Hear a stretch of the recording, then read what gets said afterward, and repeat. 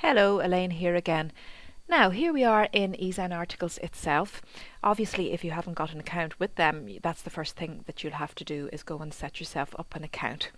Okay, I have one, so if you just go into Article Manager here and submit a new article, it brings you into this page. Right, now the first thing we need to do is fill in this box here, select a category. Obviously it'll depend on the subject of your article and what niche you're actually in. For this particular article, Internet and Businesses Online is the most suitable. You go over here then and pick a subcategory, and for this article I'm going to go for web development. If you actually don't find a subcategory that seems to suit your article very well, there actually is an option for none, and you can just choose that. Right, we go down here to the article title. All we have to do is go to our Word document and copy and paste the article, that title that we have already decided on. And back into eza2222 and paste. Now that's easy, isn't it? So down here we need to talk about this area here. eza2222 actually ask you to put in a summary of your article.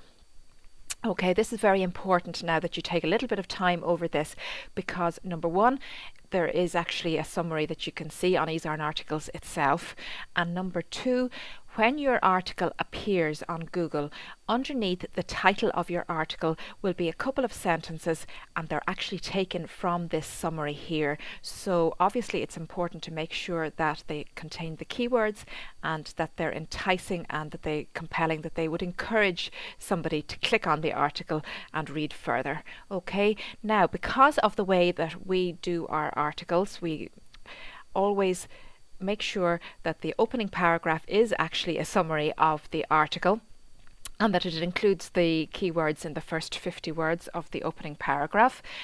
The ideal thing is to go to your article and just copy and paste that first introductory paragraph in your article as the summary. There's absolutely no problem in doing that, as long as you don't go over 5 sentences. They don't want you to go any longer than that, but otherwise there's absolutely no reason why you can't just do what I am doing here and copy your opening paragraph in here as a summary, because if you've actually structured your opening paragraph the way that we discussed, it actually is a summary anyway. You'll notice here that it's saying that the article title already exists. That is because I've already submitted, and this article has already been published by eza2222. I wanted to just use one like that for demonstration purposes, so they're actually picking up on that fact. Now we're moving quickly on down here to the article body. Okay, and once again we have all our hard work done. We're just going to copy and paste the body of the article, which actually includes that first introductory paragraph which we used for our summary, and it goes right down here to the end of the body of the article, but not including this part here which we're going to put into the resource box. Okay. Now let me see what happened there. We need to copy and paste that again.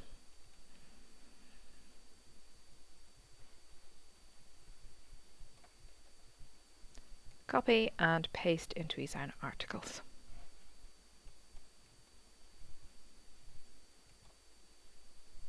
Okay, now if you want, you see all these tags along here for bold and italic and underline and different things like that. If you wanted to change some of the text here, just so that maybe something was in bold and you wanted it to stand out a little bit more, it's simply a matter of adding the bold tag, and at the end of the sentence that you want to make bold, you just add a / in there and the rest of the tag. Okay, and you would do the same with all of those tags. Just add a / in after the first bracket. Okay, and you'll see when we preview the article, you will notice that that area is bold now. Okay, we move down in here. Do you remember what our keywords were? Pay button and buy now button. And make sure there's a comma separating the two so that they know that they're two separate keywords. They will actually suggest some keywords for you, but I rarely find that they're anything that would really be of use. You're better to depend on the keywords that you've done your research and that you know they will get you some results with the search engines. Okay, so we'll continue on down here now. This is the all-important resource box, and as I was explaining, at this point in the submission it looks like as if the resource box is actually going to be separate to the rest of the article, but when it's published you'll see it actually isn't.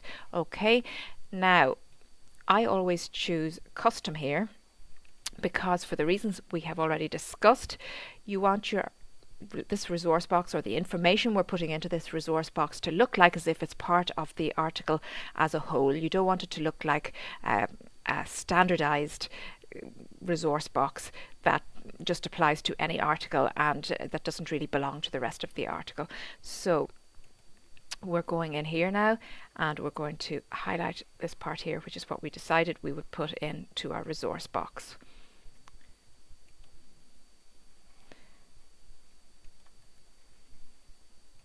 Okay, and we'll just add a couple of spaces there to make that look a bit better, and I always put a break here. I'll show you when we do the preview why I'm putting that break there. Okay, because they actually put a link directly underneath the last line of the article, and I just prefer to separate that from my signature here, and I'll show you what I mean now in a minute. Okay, so we continued on down here. What we need to do, and it's very important before you submit the article, to do a preview so that you know what it's going to look like when it's actually published, and also make sure that spell check is just ticked there so that it'll highlight any spelling errors that you might have made. Now, this is our preview. We'll continue down the article there, and you see, remember we highlighted this area here, it's coming up as highlighted, and you see this is what we put into the resource box that looked separate, but now as when it's published we see that it just looks part of the entire article. And if you come down a little further here, you will notice this is the link that I was telling you about that they add to the end of your article. It's actually a link to your bio, to your author bio, which gives a little bit of information about yourself and your business, and some links to your websites.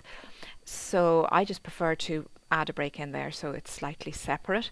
Okay, and the fact that there is an author bio actually makes it even more important that you don't put information about yourself in here. It's totally unnecessary to tell people information about yourself in the resource box here. If they want information about you, they can just click on this link. Okay, so everything looks fine. We're going to close the preview, and you would come down here, tick that you have that you're agreeing to the terms of the author's agreement. Obviously you'd need to have read them, and click on submit this article. So that's all there is to submitting the article. If we continue on now to the third video, and I'll just point out to you what happens once your article is published. Okay, see you then.